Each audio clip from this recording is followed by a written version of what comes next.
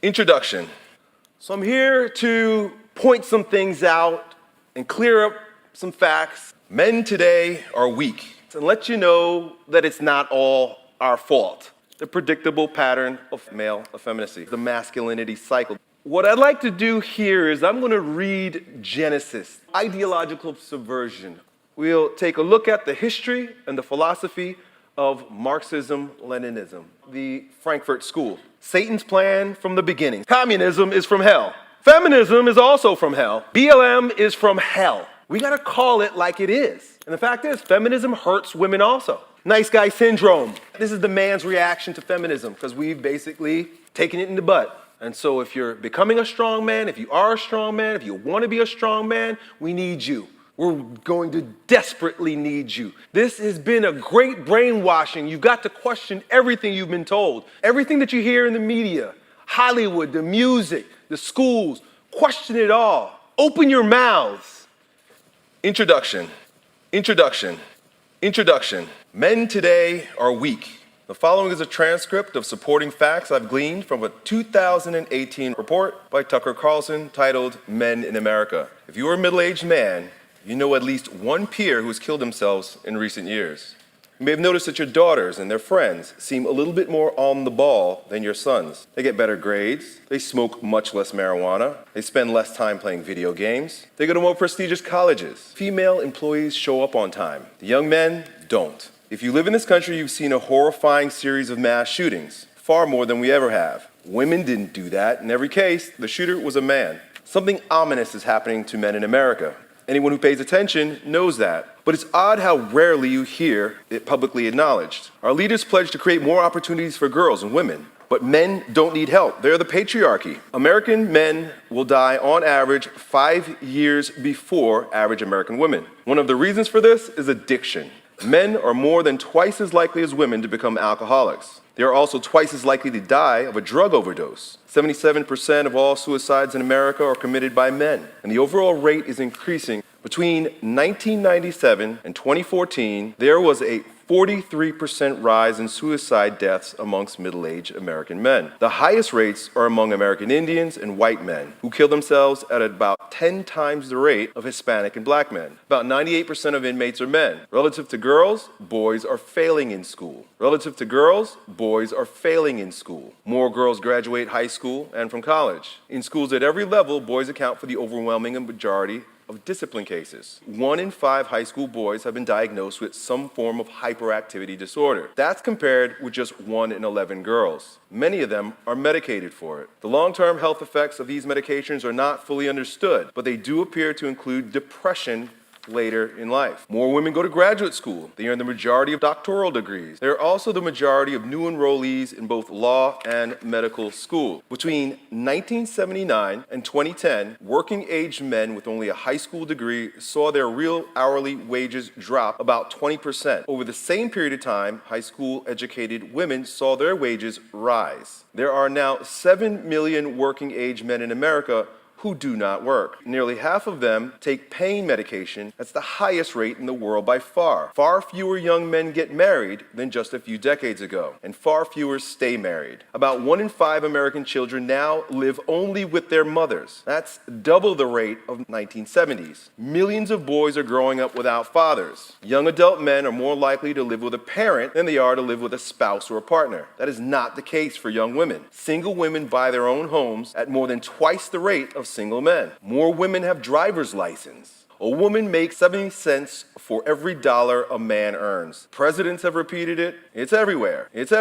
That number compares all American men to all American women across all professions. No legitimate social scientist would consider that a valid or meaningful measure. It's intentionally misleading. Once you compare men and women with similar experience, working the same hours and similar jobs for the same period, the gap disappears. In fact, it may invert. Single women in their 20s living in metropolitan areas now earn 8% more on average than their male counterparts. The majority of managers in the workplace are women. Women on average are scoring higher on their IQ tests than men. Half of young men fail the Army's entry-level physical fitness exam. 70% of American men are now overweight or obese, as compared to 59% of American women. Sperm counts across the West have plummeted. They're down almost 60% since the 1970s. The average levels of male testosterone drop 1% every year since 1987, and that's not related to age. The average 40-year-old man in 2017 would have testosterone levels 30% lower than the average 40-year-old man in 1987. Lower testosterone in men is associated with depression, lethargy, weight gain, and decreased cognitive ability. What is going on, and how can we fix it? So I'm here to point some things out and clear up some facts and let you know that it's not all our fault. I'm not saying we shouldn't take responsibility for various areas of our lives, but there are a lot of things going on behind the scenes that we're not being told and we're not very clear about. The predictable pattern of male effeminacy. What exactly is meant by effeminacy in men? Effeminacy is defined by St. Thomas Aquinas as an unwillingness to put aside one's pleasure in order to pursue what is arduous or difficult. Sloth has the same definition. What's the difference? Sloth is an aversion to what's hard. With effeminacy, it's attachment to pleasure. There is an epidemic of effeminacy in the West. As expanded upon by Father Chad Ripperger, there are 4 kinds of effeminacy. Sensual effeminacy, following our lower appetites, sensation over reason, sex addiction, masturbation, sleeping in, overeating, playing video games, getting drunk, using drugs. Number 2, emotional effeminacy, following our emotions, feelings over reason, moodiness, addiction to excitement and passion. Intellectual effeminacy, seeking novelty, mental masturbation over resting in the truth, overthinking, overconsumption of books, videos, media, addiction to argument, dissatisfaction with intellectual calm. Number 4, volitional effeminacy, egoism, pride, personal will over the will of God, overworking, narcissism, doing what you want rather than doing what's right, unwillingness to sacrifice, effeminacy in men. The masculinity cycle. This can be imposed upon a single man's evolution, or it could be superimposed upon the collective experience. Starting at the top, hard times create strong men. Strong men create good times. Good times create weak men. And then weak men create hard times. This idea is really depicted very well in Will Durant's famous quote, "A nation is born stoic and dies Epicurean." Historically, we can see good times creating weak men playing out perfectly in American degeneracy, Roman decadence, the Bible, and Babylon. And if you take a look at the Old Testament, it is simply a story of mankind doing this. Getting saved, screwing it up, destroying themselves. What I'd like to do here is I'm going to read Genesis.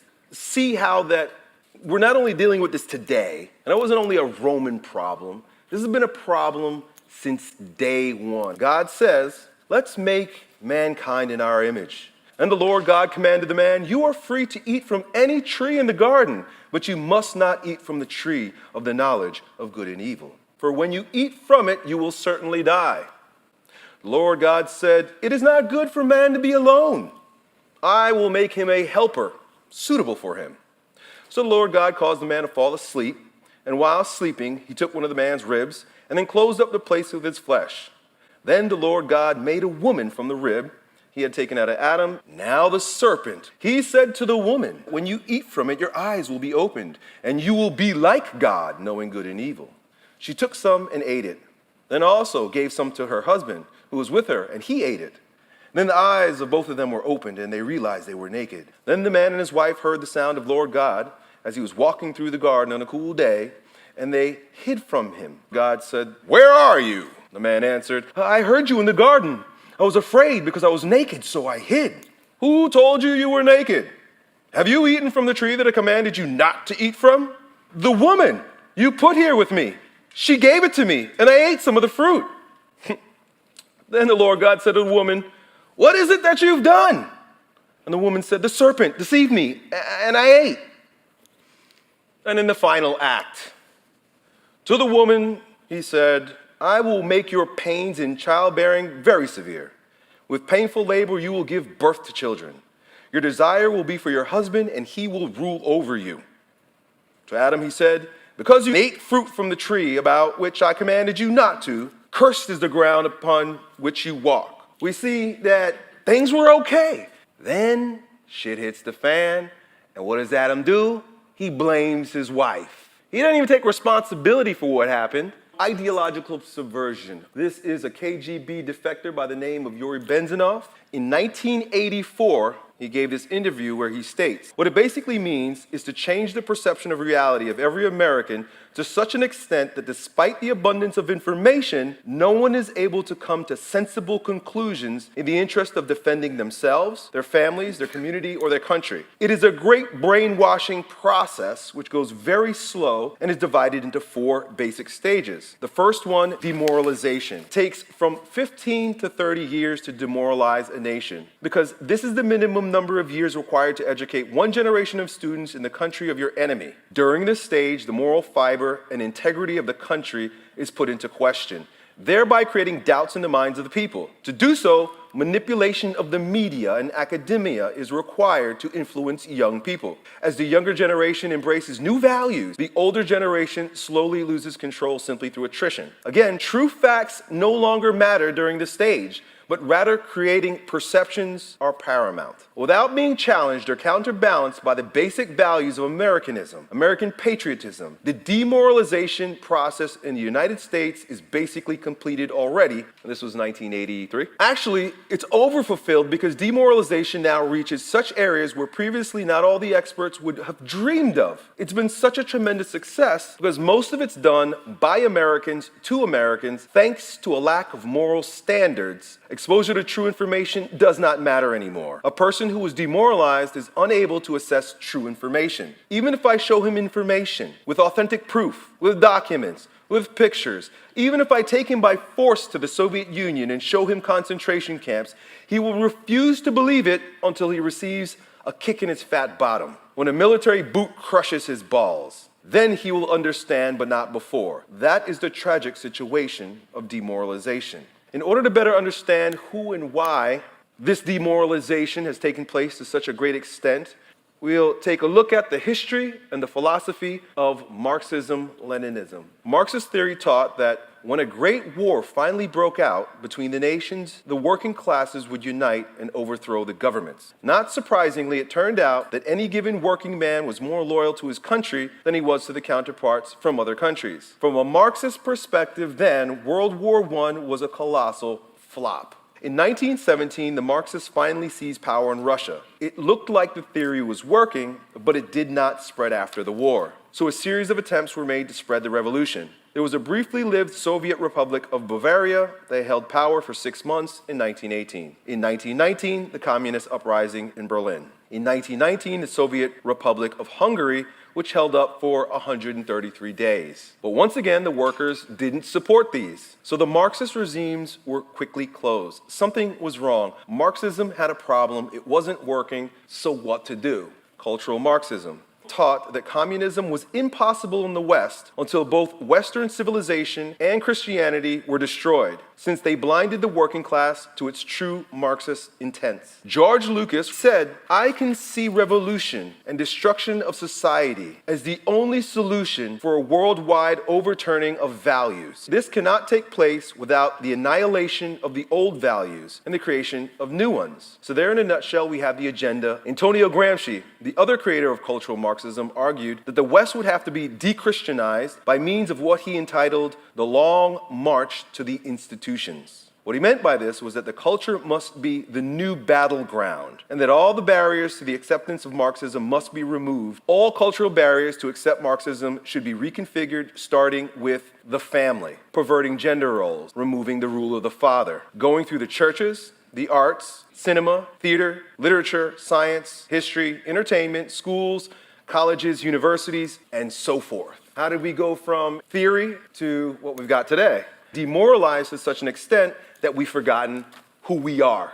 Our common principles, what it means to be a man and what it means to be a woman, are completely lost. That's how perverted we've become. That's how demoralized we've become through this ideological subversion that most of us don't even know what's going on. And there's a lot of people that support this and love this shit. Quoting the great historian Christopher Dawson, it is easy enough for an individual to adopt a negative attitude of critical skepticism. But if the society as a whole abandons all positive belief, it becomes powerless to resist the disintegrating effect of selfishness and private interest. Every society rests in the last person on the recognition of common principles and common ideals, and if it makes no moral or spiritual appeal to the loyalty of its members, it must inevitably fall to pieces. So a deeper question is, how do we move from Marxist theory in Germany to a total annihilation of American and Western masculinity? We're going to focus on the Frankfurt School. George Lucas, who we mentioned before, played an important role in the founding of the Frankfurt School in Germany. The school was founded in 1923 with a primary goal of translating Marxism from economic terms and political terms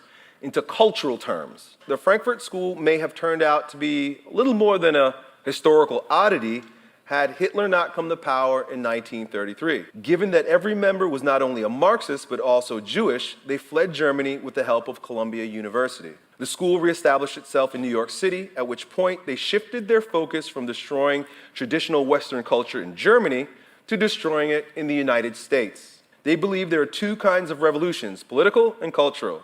They kept their focus on the Cultural Revolution. One of its members comments, "What we must undertake is a type of diffuse and disparate disintegration of the system," meaning patriarchy, church, patriotism, country, and paternity, father and family, all derived from the root word pater, meaning pattern. If you want to destroy a culture, you take out the father, the pater. It's root pattern. They also recognized that the working class in America was not going to lead a Marxist revolution because it was becoming a part of the middle class. Who then would lead a revolution in the 1950s? Herbert Marcuse answers, "The coalition will be made up of blacks, students, feminist women, and homosexuals." By crossing Marx with Freud, they invented something called critical theory. Today you hear it called critical race theory. Critical theory involves making the most destructive criticisms of every possible cultural norm in order to destroy the current social order. For example, anyone who is successful or holds a position of power is labeled as an oppressor. Those who are not successful are victims. Over time, their influential writings continued to pour out contempt on the different institutions, the traditional family, the churches, the arts, cinema, theater, literature, science, history. In institutions of so-called higher education, cultural Marxism was more commonly known as multiculturalism and more loosely known as political correctness. And this is where we are. The Frankfurt School also adopted techniques of psychological conditioning. Woman of the Year. The men that created the Frankfurt School spent the war years in Hollywood.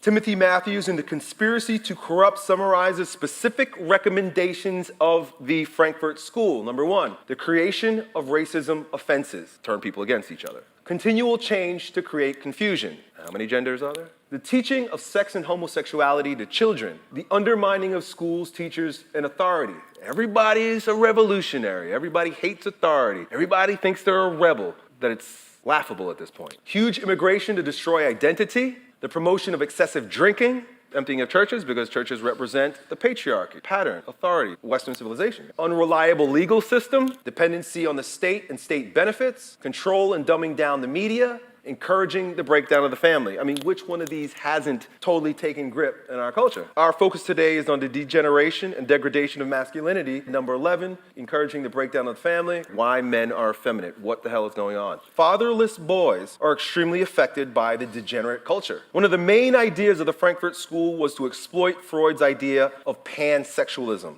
The search for pleasure, the exploitation of the differences between the sexes, the overthrowing of traditional relationships between men and women. To further their aims, they would attack the authority of the father, deny the specific roles of father and mother, wrest away from the families their right as primary educators of their children, abolish differences in education of boys and girls, abolish all forms of male dominance, declare women to be an oppressed class and men to be oppressors. Satan's plan from the beginning. So let's return for a moment to the garden. In the first book of Enoch, chapter 69, which describes how the fallen angels came to earth, and the third was named Gadriel. By the way, Satan is a title. It is a description, not a title. So that there were many fallen angels. This is the one that showed all the deadly blows to the sons of men, and he led astray Eve. And he showed the weapons of death to the children of men, the shield and the breastplate, and the sword for slaughter, and all the weapons of death to the sons of men. In the Garden of Eden there were many trees, but only one, the tree of the knowledge of good and evil, that was forbidden by Yah, or God. In the beginning was the truth, and the warning against false doctrine from the father of lies. From this tree comes everything within our fallen world. The lie told in the Garden of Eden is the same lie being told today. The tree of knowledge represents false doctrine. This is also the tree of knowledge in Jewish mysticism, or Kabbalah, which is the foundation for esoteric Freemasonry. Some people associate this with the Illuminati, or the deep state, shadow governments, what some people are calling the Cabal. If you look closely enough, you might see a connection between Jewish mysticism, the Kabbalah, Freemasonry, the occult, Marxism, communists, and the culture of death. That's a rabbit hole you can choose to go down on your own time. I'd be happy to discuss it with you later. But one thing is for sure, communism is from hell. Communism is the end game of Marxism. 2020 is a monumental year. We've got a crazy election coming up, and it's going to weigh heavily on whether we keep edging in this direction towards Satan's plan for cultural Marxism to continue to brainwash and destroy us, and the inevitable unfolding of the plan to turn the world into one world communist society. And you got to take down America. America represents the father in the world, the leader in the world, the strong man in the world. And a big part of the reason why we're so hated, and Donald Trump is so hated, is because you can't have that. You can't have strong men if you want a world that will yield to the blows of Satan.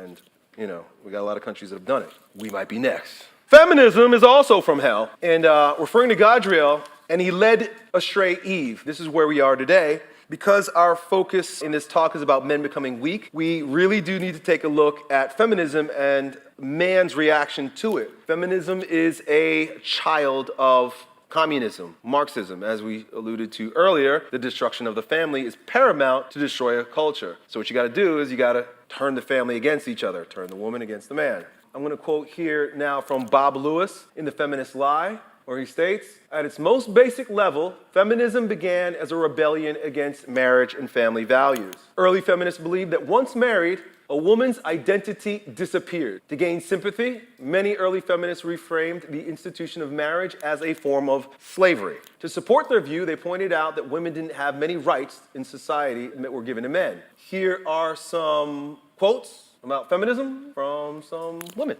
feminists. The complete destruction of the traditional marriage and the nuclear family is the revolutionary or utopian goal of feminism. Cultural Marxism, it's being fulfilled. How will the family unit be destroyed? The demand alone will throw the whole ideology of the family into question so that women can begin establishing a community of work with each other and we can fight collectively. Women will feel freer to leave their husbands, those oppressors, and become economically independent, either through a job or through welfare. The nuclear family must be destroyed. Whatever its ultimate meaning, the breakup of families is now objectively a revolutionary process. Of course, our point here is that men are weak, not to point out the dark side of the mother, which is my next talk. The dark side of women is to show how the subversion, the overtaking of cultural Marxism, and the move towards communism and its children, atheism and feminism, brings us to the place where we've got these issues. There's no question, fatherlessness makes men weak. All of these are reasons why the things I read from Tucker Carlson earlier are true. The graph on the right shares some statistics about fatherlessness. It reads, there is a crisis in America according to the U.S. Census Bureau. 19.7 million children, more than 1 in 4, live without a father in their home. Consequently, there's a father factor in nearly all of societal ills facing America today. Research shows when a child is raised in a father-absent home, he or she is affected in the following ways. 4 times greater risk of poverty, more likely to have behavioral problems, 2 times greater risk of infant mortality, more likely to go to prison, more likely to commit a crime, 7 times more likely to have teenage pregnancy, more likely to face abuse and neglect, more likely to abuse drugs and alcohol, 2 times more likely to be obese, 2 times more likely to drop out of school. Has anybody seen this meme going around with Arnold Schwarzenegger's 2 sons? Isn't it amazing to see that the son that was raised by Arnold is fit and the one that was raised by his mother is fat? Without the father, twice as likely to be obese. Feminism and the rise of nice guys. So this is now, we went big picture. Adam and Eve, cultural Marxism, feminism.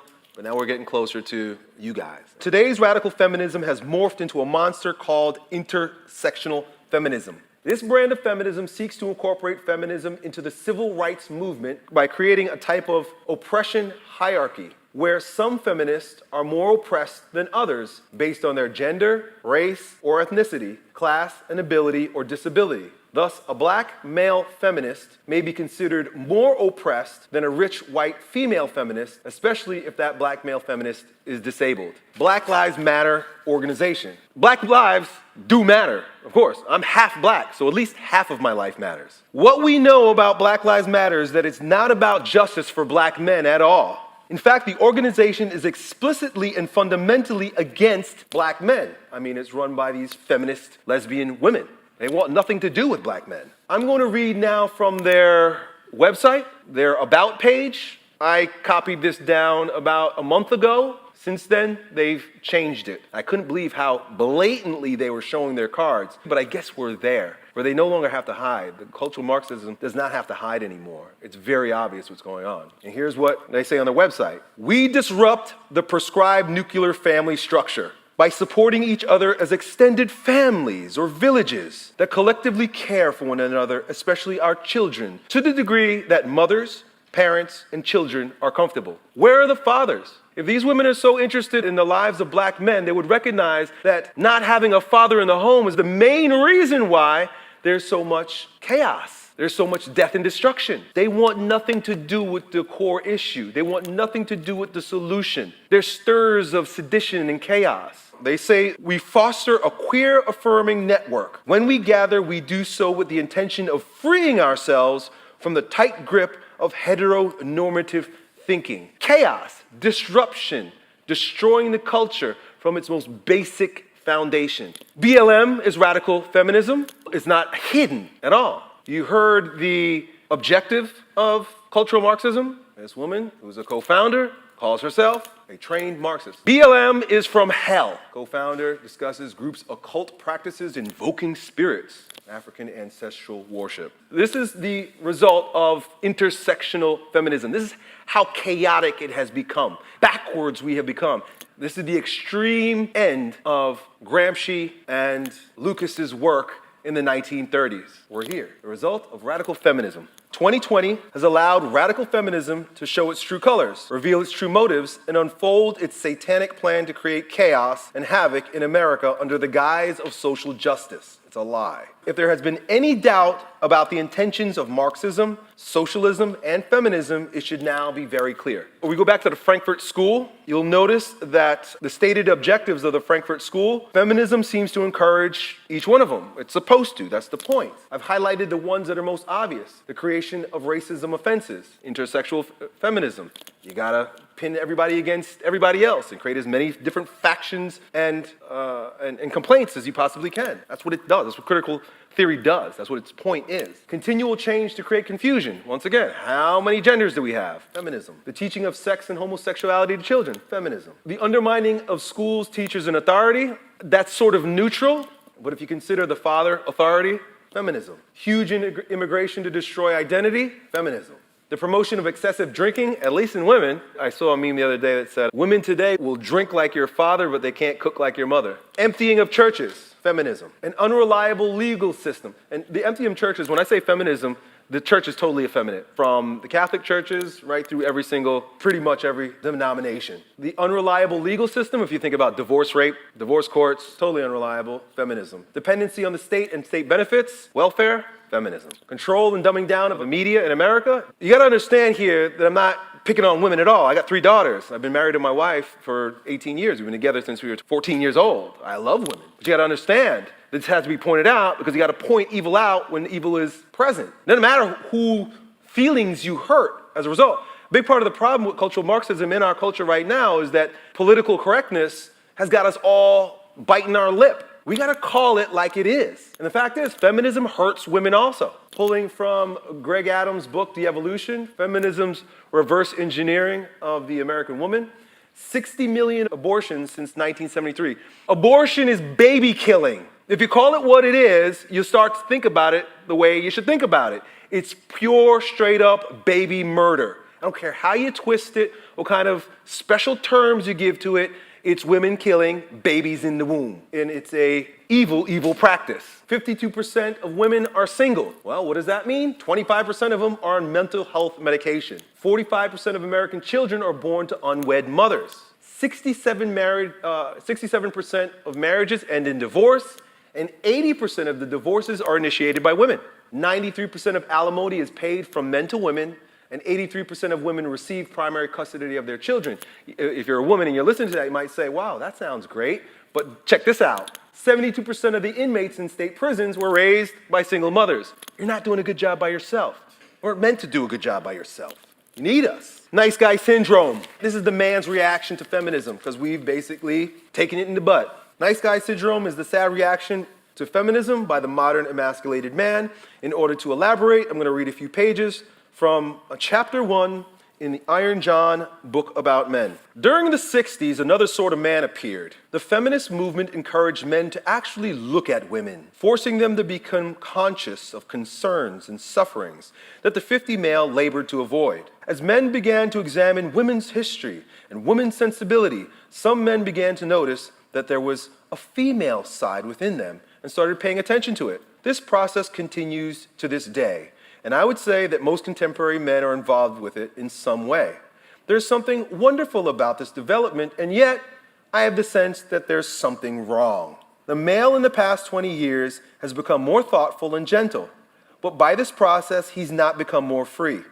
He's a nice boy who pleases not only his mother, but also the young woman he's living with. In the 70s, I began to see all over the country a phenomenon we might call the soft male. Sometimes, even today, when I look out at an audience, perhaps half the young male are what I would call soft. They're lovable, valuable people. I like them. There's a gentle attitude towards life in them and their whole being. But many of them are not happy. You quickly notice the lack of energy in them. They are life-preserving, but not exactly life-giving. Ironically, you often see these men with strong women who positively radiate energy. The strong or life-giving woman who graduated from the 60s, so to speak, or who have inherited an older spirit, play an important role in producing this life-preserving but not life-giving man. I first learned about the anguish of soft men when they told their stories in early men's gatherings. When the younger men spoke, it was not uncommon for them to be weeping within 5 minutes. The amount of grief and anguish in these younger men was astounding. Grief flowed from their trouble in their marriages and their relationships. They had learned to be receptive, but receptivity wasn't enough to carry their marriages through troubled times. In every relationship, something fierce is needed once in a while. Both the man and the woman need to have it. But at the point when it was most needed, often the young man came up short. He was nurturing, but something else was required for his relationship and for his life. The soft male was able to say, I can feel your pain, and I will take care of you and comfort you.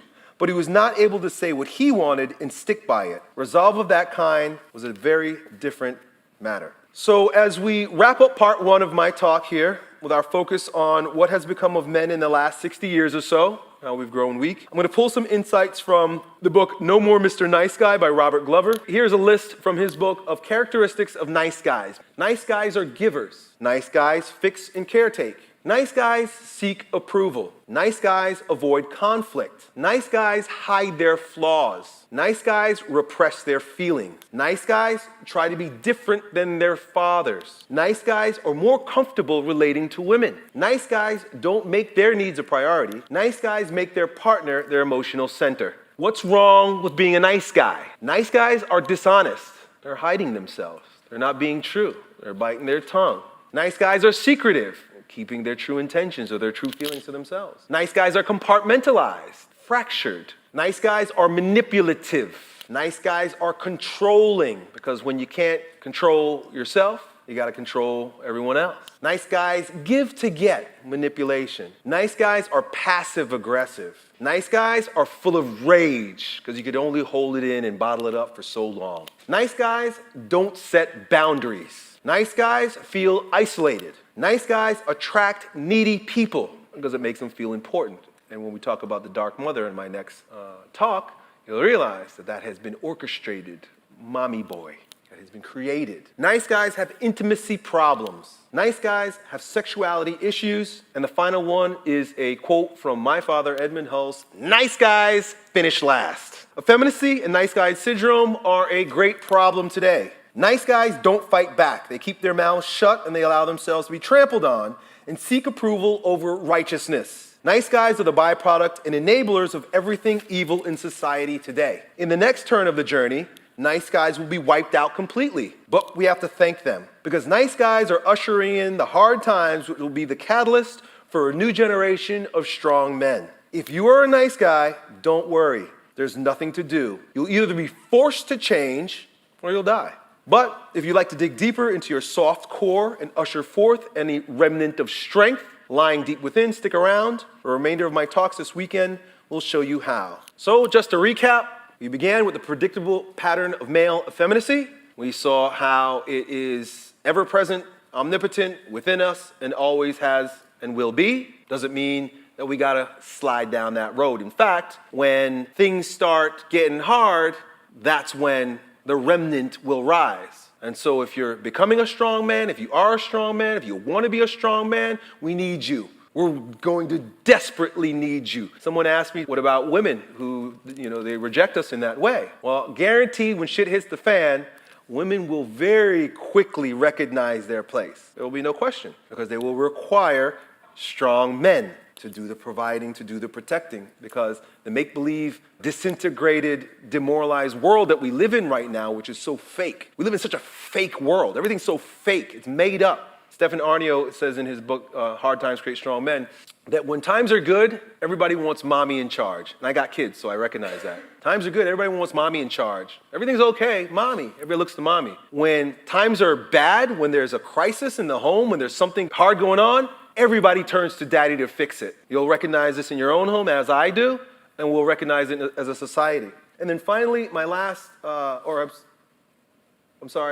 second was the causes of class masculinity. We spoke about ideological subversion, the great brainwashing that has been going on over the past 70 plus years. We talked about cultural Marxism and its plan to destroy the West, take over the entire world, really, but it doesn't do it with bombs and bullets. It does it with media, through Hollywood, through the music. The music is horrible. It destroys us. It does it through all the institutions, as Gramsci said, the long march to the institutions.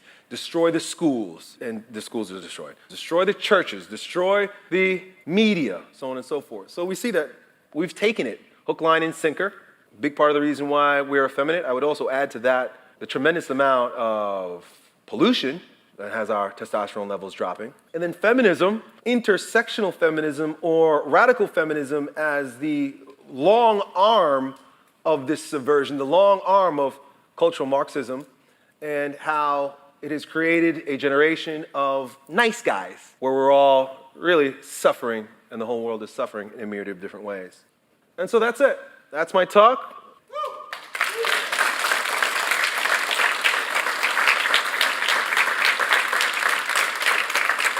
Thank you. Listen, man, we are at a crossroads. Times are getting tough because we are growing weak. And it is not your fault. This has been a great brainwashing. You've got to question everything you've been told. Everything that you hear in the media, Hollywood, the music, the schools, question it all. Open your mouths. Political correctness is cultural Marxism. And the point of cultural Marxism, its end game, is to disintegrate the society. It's to destroy you. When you're being politically correct, you're putting a gun to your head. Recognize that. When I spoke about Yuri Bezmenov, he says that the great brainwashing is even better than they thought it would be because it's Americans doing it to Americans. It's us doing it to one another. Every time you shut your mouth up, every time you sit down, every time you don't stand up for the right thing, or even consider that most of the shit that we've been told is completely garbage, you're putting a gun to your own head.